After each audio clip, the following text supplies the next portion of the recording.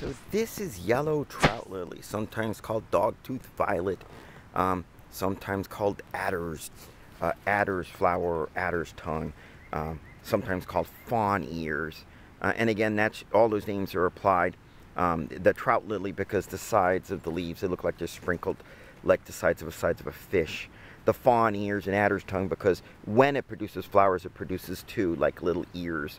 But it usually doesn't produce flowers. Most of the time what you have is just a ground cover with just one single leaf. And it reproduces most of the time vegetatively, so it'll form a ground patch, a whole ground cover of that. But when it gains enough energy, sometimes says after several years, and sometimes when it's made contact with something it can't go around, it'll send up a beautiful little wildflower. And even though it's called a dogtooth violet, the roots don't look like dog teeth, and it certainly doesn't look like a violet, but it's a beautiful wildflower. Hangs down, drooping down to protect the nectar and pollen from things like, rain. Gets visited by many of our native bees. This is the spring ephemeral. It only comes up in the springtime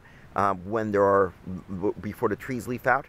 It'll mostly produce just energy again in those little trout spotted leaves, but if it's lucky, it'll get enough energy stored so it can form a flower.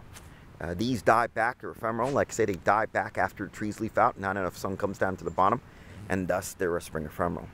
These are also myrmecoccus plants. So in addition to spreading vegetatively, these are beautiful little plants that once they do produce a seed pod, there's a certain growth on there called an elaiosome, a lipid protein type of growth on the side of the seed.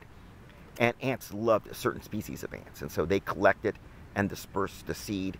They eat the elaiosome, but plant the seed in a certain area. There are currently studies going on because some have yellow anthers and some have orange or red, and they're trying now to figure out why that might be. And so I'll report this one as part of that study, because this one obviously has the yellow anthers. But again, a fleeting wildflower, it'll be gone before you know it. Thank the ants for spreading the seeds like they do about 30% of our spring wildflowers. The yellow trout lily, dogtooth violet. There is a white version, which is much rarer. It's more of a mountain thing, but it comes down along the rivers sometimes. But this is the most common one.